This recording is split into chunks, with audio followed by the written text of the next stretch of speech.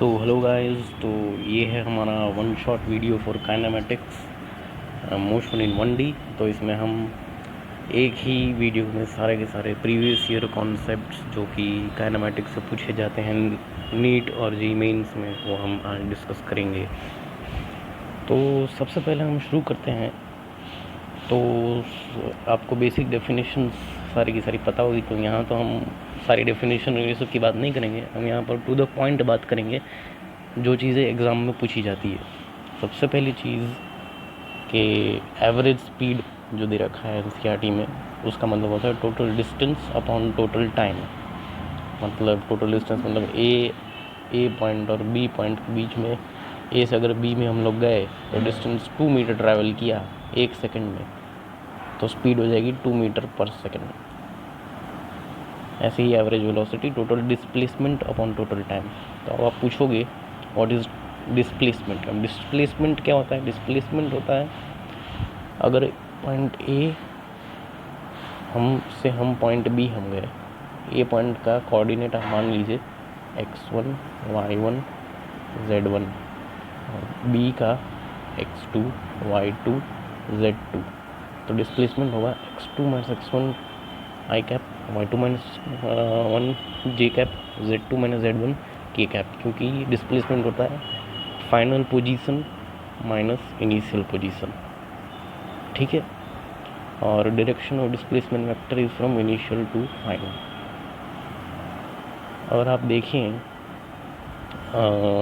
जैसे कि अगर कोई बॉडी ऐसे मोशन कर रही है, ये मैंने एक कोऑर्डिनेट ड्रॉ कर दिया है। अगर ऐसे बॉडी एक ऐसा मोशन कर रही है जिसका एक y कंपोनेंट है वेलोसिटी का और एक x कंपोनेंट है, तो उसका हम थीटा अगर हॉरिजॉन्टल से लेते हैं वो उसे हम vy बाई vx लिख सकते हैं। उसका slope vy by vx। Slope मतलब क्या होता है? y2 minus y1 upon x2 minus x1। ये तो आपको पता ही होगा स्लोप क्या होता है, बेसिक मैथ्स पढ़ के आए हैं, इसीलिए स्लोप का मतलब। तो इसी के आधार पर हम लिखते हैं vy अपॉन vx। और अगर मैं एंगल थीटा इस तरफ से लूँ तो वो होगा vx upon vy, vertical component upon horizon base component. इसको हम tan थीटा कहते हैं। अगला पॉइंट अगर हम देखें, ये क्वेश्चन पॉइंट है। अगर displacement between one corner of a cubical room to diagonally opposite corner is equals to √3a। ये आपको याद रखना अगर कोई किसी क्वेश्चन में आपको मिले तो। अब आगे बढ़ते हैं। Direction of velocity is from initial to final point, same as displacement. Displacement के जैसा ही होगा इसका भी खेल। अब एक क्वेश्चन का पॉइंट है जो क्वेश्चन में आपको पूछा जाएगा, if total distance travelled in n equal time period, तो हम उसकी एवरेज स्पीड लिखते हैं v1 प्लस v2 ऐसे आगे continuously plus vn times upon n। n क्या है? n इक्वल टाइम पीरियड में जितना हमने ट्रैवल किया। अगर n2 है तो n इधर क्वेश्चन में 2 दिया है तो v1 प्लस v2 बाई 2 आप इस्तेमाल कर सकते हैं।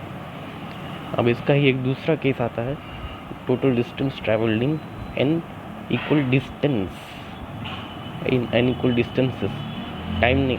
मतलब जैसे कि मैंने 5 मीटर ट्रैवल किया तो पहले सेकंड में मैंने 2.5 मीटर किया, दूसरे सेकंड में 2.5 मीटर किया, तो उसको कहते हैं equal distance.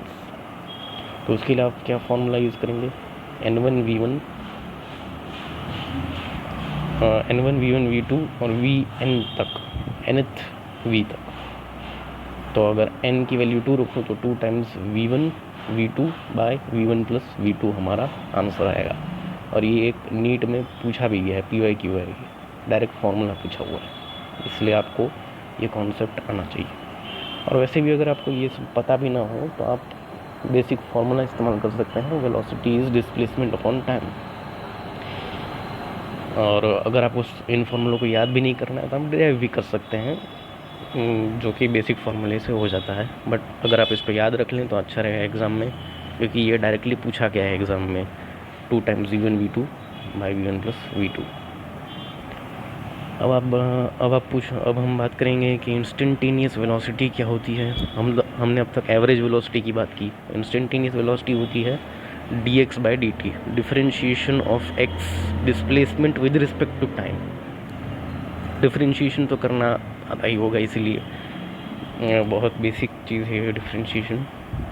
Direction of instantaneous velocity is along the tangent drawn in xt graph. मतलब जैसे कि मान लीजिए x है, ये t के बीच में ग्राफ ड्रॉ किया हुआ है, ये x है और t के बीच में ग्राफ ड्रॉ किया हुआ है, तो ऐसा कुछ ग्राफ है। तो इसका जो टेंजेंट होगा उसे हम वेलोसिटी कहेंगे। अब हम बात करेंगे एवरेज एक्सेलरेशन क्या होता है। एवरेज एक्सेलरेशन मतलब final velocity minus initial by time. ये सारी बेसिक डेफिनेशन है जो हम लोअर क्लास में भी पढ़ते आ रहे हैं, ये कोई नई बात नहीं है। ये इंस्टेंटेनियस वेलोसिटी और इंस्टेंटेनियस एक्सेलरेशन है, ये नई चीज़ है। डिफरेंशिएशन और इंटीग्रेशन इस्तेमाल होता है इनमें, इसलिए ये थोड़ी नई चीज़ है। और इंस्टेंटेनियस एक्सेलरेशन के बाद है dv/dt, differentiation of velocity with respect to time. अगर आपको वेलोसिटी की इक्वेशन t के टर्म्स में नहीं बट डिस्प्लेसमेंट के टर्म्स में दे रखी है, तो आप एक्सेलरेशन ऐसे निकाल सकते हैं v dv/ds, ठीक है। और इसके ऊपर क्वेश्चन भी आ चुका है प्रीवियस ईयर्स में, तो ये ज़्यादा ध्यान में रखेंगे क्योंकि डिफरेंशिएशन और इंटीग्रेशन के बेस्ड ऑन क्वेश्चन आते हैं प्रीवियस ईयर क्वेश्चन में, कॉन्स्टेंटली रिपीट होते हैं और काफ़ी आसान होते हैं, बहुत मुश्किल भी नहीं होते। अगर आपको बेसिक मैथ्स पता है, थोड़ा सा भी अगर पढ़ा हो, तो बिल्कुल भी नहीं पढ़ा है तो थोड़ा मुश्किल पड़ सकता है आपको। आगे बढ़ते हैं। Magnitude of velocity and acceleration. If magnitude of velocity and acceleration in same direction then velocity increases. मतलब वेलोसिटी, हम लोग इस तरफ जा रहे हैं मान लीजिए, और पीछे से आपको किसी ने धक्का मार दिया, कुछ एक्सेलरेशन दिया, आपकी वेलोसिटी बढ़ेगी। बस ये कहना चाहता है। अब इक्वेशन ऑफ मोशन जो आपको दे रखी है एनसीईआरटी में, वो सारी याद करनी है। v = u + at, s = ut + ½ at², v² = u² - 2as, जो कि बहुत बेसिक है, हम लोअर क्लास में भी पढ़ते आ रहे हैं। s nth जो है distance travel in nth time period is equals to u + a/2n - 1। Direct formula याद करना है। अब स्टॉपिंग टाइम और स्टॉपिंग डिस्टेंस क्या है, कोई नई बात नहीं है। आपने ये सारे फॉर्मूले जो हैं इन्हीं से डिराइव किए हैं, इक्वेशंस ऑफ मोशन से। बस इसमें क्या करना है आपको, स्टॉपिंग टाइम, जैसे कि स्टॉपिंग टाइम पूछ रहा है तो फाइनल वेलोसिटी 0 कर देनी है, दैट्स इट, फिर आप निकाल लीजिए, वैसे ही करना है। तो ये काफ़ी इंपॉर्टेंट है स्टॉपिंग डिस्टेंस, इसके ऊपर प्रीवियस ईयर क्वेश्चन में पूछ रखा है।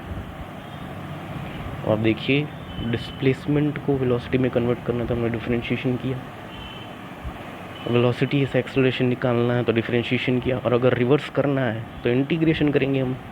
और अगर ग्राफिकल फॉर्म में दिया हुआ है तो हम डिस्प्लेसमेंट ग्राफ का स्लोप निकालेंगे, वेलोसिटी ग्राफ का स्लोप निकालेंगे। और बहुत जल्दी मैंने आपको पूरे सारे कॉन्सेप्ट सिखा दिए हैं।